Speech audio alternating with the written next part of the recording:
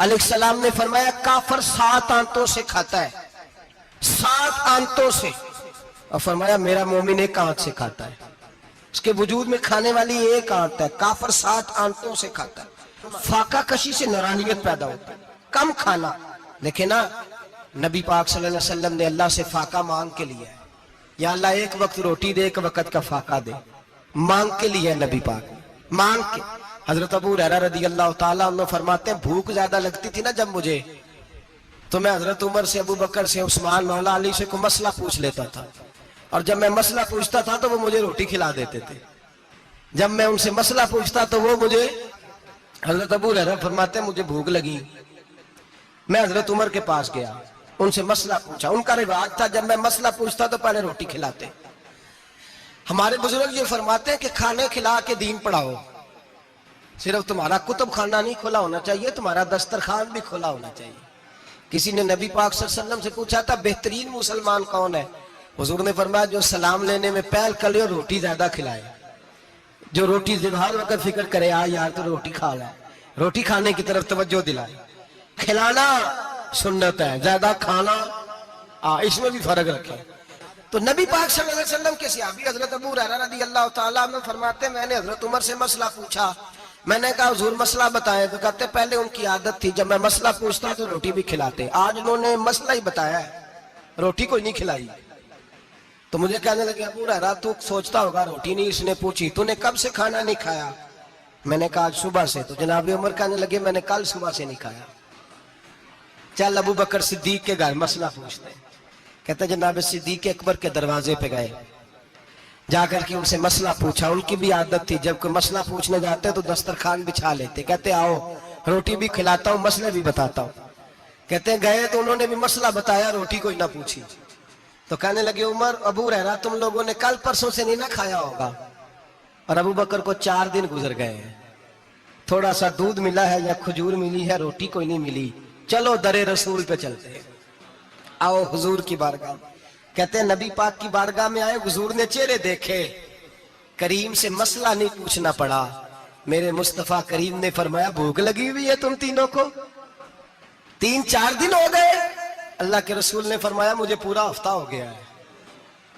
سبب کچھ اور ہے جس کو تو خود سمجھتا ہے، زوال بندہ مومن کا بے زری سے نہیں، بھوک نقصان کا وجہ نہیں بنی، وجہ کوئی اور بنی ہے۔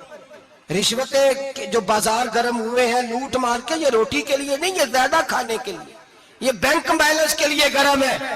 یہ لوٹ مار کا مقصد کوٹھیاں بنانا ہے، روٹی کا تو رب کریم کا وعدہ ہے۔ جو روز روتا ہے شام کو کہ میرا کاروبار کوئی نہیں، اصل میں کہتا ہے بنگلہ کوئی نہیں، اصل میں کہتا ہے کار کوئی نہیں، پجاروں کوئی نہیں، روٹی تو اللہ عطا فرماتا ہے، اس کا وعدہ ہے۔ فرمایا حضور نے 3 دن بیت گئے، چلو۔ میرا بے تکلف صحابی ابو الحسن انصاری، وہ بڑے نصیب والے ہوتے ہیں جن کو میرے نبی پاک خود کہتے تھے کہ تیری فلانی ذمہ داری ہے۔ اس زمانے کا تو کسی کو کہہ دیا جائے تیری ذمہ داری ہے تو کہتا ہے یہ تو پھٹیکے ڈالنے لگ گئے، یہاں سے تو چھٹی کر جانی چاہیے۔ خوش ہوتے تھے صحابہ کہ ہماری ذمہ داری لگی۔ کہتے ہیں حضرت ابو الحسن انصاری کے گھر گئے، نبی پاک نے فرمایا بھوک بڑی لگی ہے کھانا لا۔ کہتے ہیں حضور نے اسے کہا تو اس آدمی کو تو وجد ہی ہو گیا، اس نے کہا میرے اتنے نصیب کہ حضور کا یہ کھانا کھلا۔ آؤ دیکھو دنیا والوں، آج جو سب سے زیادہ عزت والا ہے وہ میرا مہمان بنا ہوا ہے۔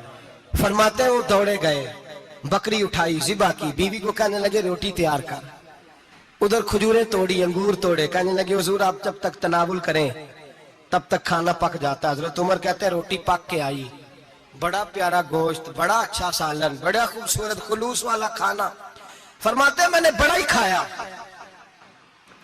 نبی پاک نے نہ ایک روٹی لی اور چھوٹی چپاتی، تھوڑا تھوڑا سالن کونوں سے، اور جب نبی پاک نے کھا لیا تو حضور کی آنکھوں میں آنسو آئے۔ حضرت عمر کہنے لگے حضور روئے کیوں؟ تو نبی پاک نے فرمایا سوچتا ہوں 7 دن کے فاقے کے بعد کھایا ہے، پر ڈرتا ہوں رب اس کا حساب پوچھے گا تو جواب کیسے دینا ہے، اس کا حساب بھی تو دینا ہے نا جو کھایا ہے۔ تو حضرت عمر فاروق کے ہاتھ میں کچھ چیز تھی، زور سے زمین پہ ماری، کہا محبوبہ 7 دن کے بعد بھی روٹی کھائے تو حساب دینا ہے۔ نبی پاک فرمانے لگے عمر وہ مالک ہے نا، تو جب دیتا ہے تو حساب نہیں لے سکتا، حساب تو دینا ہے، حساب تو دینا ہے، تیاری رکھو۔ सहाबा करام फरमाते हमने इरादा किया कि आज के बाद हम फिर फाके करेंगे, कम खाएं, इसलिए कि हिसाब देना। मेरे भाई वो फाका कशी करते थे, डरते थे। यहाँ तो लोग खा के बीमार हैं, खाते जा रहे हैं, सोते जा रहे हैं, खाते जा रहे हैं, सोते जा रहे हैं।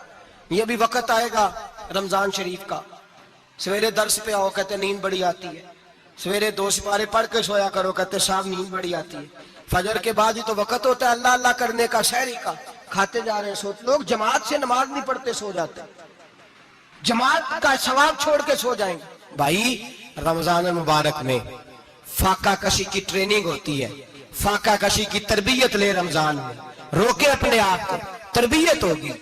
और हमारे सूफिया फरमाते हैं जो ज्यादा खाता है उसका नफ्स उसको ज्यादा पे माइल करता है, ख्वाहिशात नफ्स पैदा होती है। मेरे नबी पाक अलैहिस्सलाम ने जवानों को हुक्म दिया है, या माशर अल शबाब, ओ जवानों, या रसूलल्लाह क्या हुक्म है? फरमाया या निकाह कर लो अगर ताकत है, नहीं ताकत तो रोजे रखो।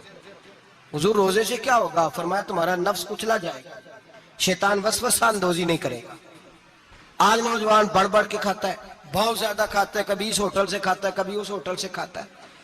इतना ज्यादा खाएंगे तो नफसानी कुव्वतें उछल करके आएंगे, मुश्किल हो जाए। शादियां देर से होती है, माँ बाप आंखें बंद करके बैठे हुए। अगर माँ बाप की जिम्मेदारी हो और माँ बाप निकाह न करे तो नबी पाक ने फरमाया बच्चे गुनाह करेंगे तो जितना गुनाह बच्चे को उतना बाप को भी होगा। तो माँ बाप चुप है, दूसरा शादी मुश्किल बड़ी है, महंगी बड़ी, और तीसरा नहीं कर रहे कुछ लोग तो रोजे भी नहीं रख रहे। तो रमजान उनके लिए भी वक्त है, नफसानी कुव्वतें कुचली जाएंगी। खाना जितना कम खाया जाएगा उतना वजूद के अंदर नफसानी ख्वाहिशात कम पैदा होंगी। तो रमजान तो प्रैक्टिस है मुजाहिदे की, दीन की। और दूसरा मेरे हबीब पाक सल्लल्लाहु अलैहि वसल्लम ने फरमाया है, हुजूर फरमाते हैं कि रमजान और कुरान का आपस में रिश्ता है। कुरान पाक कितना पढ़ना चाहिए रोजाना? ज्यादा से अल्लाह जज़ा दे, उम्मीद है आप ज्यादा से ज्यादा ही पढ़ते होंगे। भाई सुने, हदीस मुबारका में नबी पाक ने फरमाया रमजान और कुरान दोनों मिल के ना, बड़ी प्यारी हदीस है, फरमाया दोनों मिल के अल्लाह की बारगाह में मेरी उम्मत की सिफारिश करेंगे। रमजान और अल्लाह अकबर।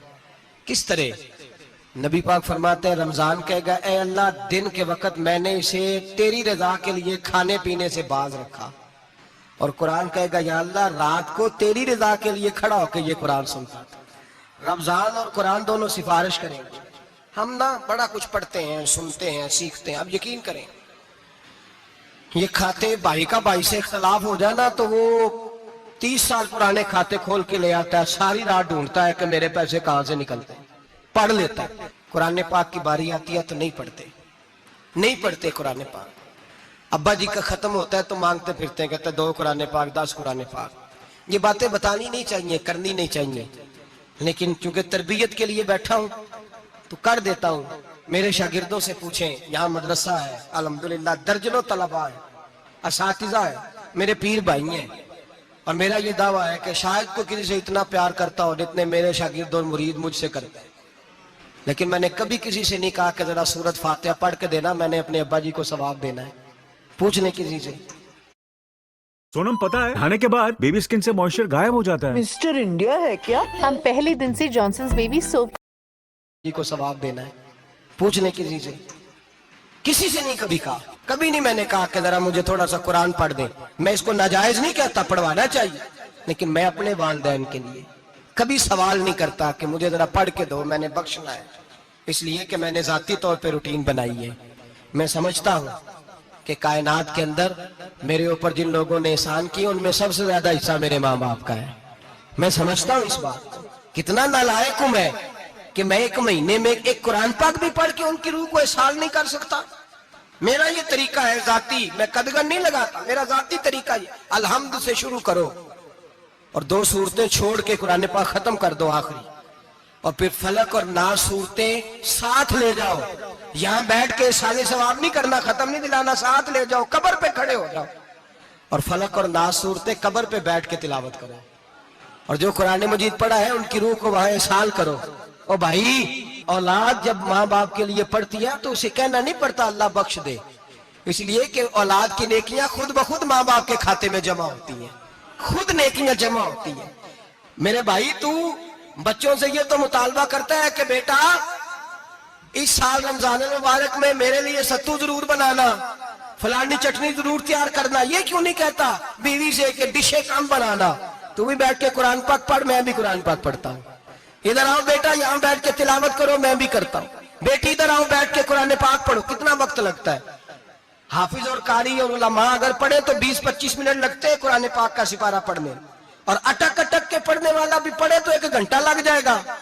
اور میرے نبی پاک صلی اللہ علیہ وسلم نے فرمایا جو قرآن پڑھتے ہوئے اٹکتا ہے اللہ اسے ڈبل ثواب عطا فرماتا ہے۔ فرمایا جو زبانی پڑھے سنگل ثواب، جو دیکھ کے پڑھے اسے ڈبل ثواب۔ حضور کیوں؟ فرمایا اس لیے کہ میرا قرآن دیکھنے پہ بھی اللہ ثواب عطا فرماتا ہے، قرآن دیکھنے پہ بھی اللہ ثواب دیتا ہے، دیکھنے کا بھی ثواب۔ رمضان شریف میں قرآن پاک پڑھے، کھول کے پڑھے۔ اور میرے بھائی اگر تیرا بچہ پڑھے، اگر تیری بیٹی پڑھے، کائنات کا خوش نصیب باپ وہ ہے کہ بیٹا قرآن پڑھے، چاہے ناظرہ ہی پڑھے، جس کی بیٹی پڑھے۔ زندگی میں انہیں اس کام پہ لگا جاؤ، مرنے کے بعد بھی پڑھیں گے۔ امام جلال الدین سیوطی شافعی رحمت اللہ علیہ فرماتے حضرت عیسیٰ قبر کے پاس سے گزرے، قبر پہ عذاب ہو رہا تھا، اللہ کا غضب برس رہا تھا، جناب عیسیٰ استغفار پڑھتے ڈرتے گزر گئے۔ تھوڑی دیر کے بعد، چند گھنٹوں کے بعد گزرے تو اسی قبر پہ پھول کھلے ہوئے تھے، رحمت برس رہی تھی۔ حضرت عیسیٰ علیہ السلام عرض کرنے لگے مولا تو بے نیاز ہے، میری طاقت نہیں تیرے کاموں میں بولنے کی، پر ابھی تو یہاں عذاب ہو رہا تھا، ابھی رحمت برس رہی ہے۔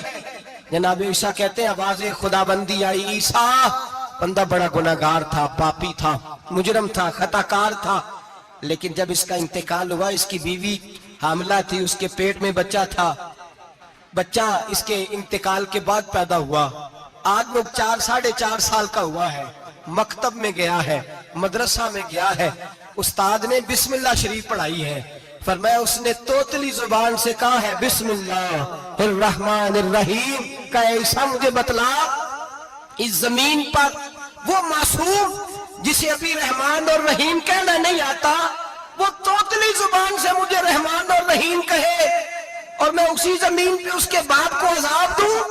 فرمایا اس نے ایک بار رحمان اور رحیم کہا ہے، میں نے اس کی باپ کی قبر کو نور سے معمور فرما دیا ہے، نور سے بھر دی ہے قبر، برکت سے بھر دی ہے۔ اللہ کرے میرے بیٹے بھی قرآن پڑھے، اللہ کرے میری بیٹیاں بھی قرآن پڑھے، اللہ کرے ہم سب کی اولادیں قرآن پاک پڑھے۔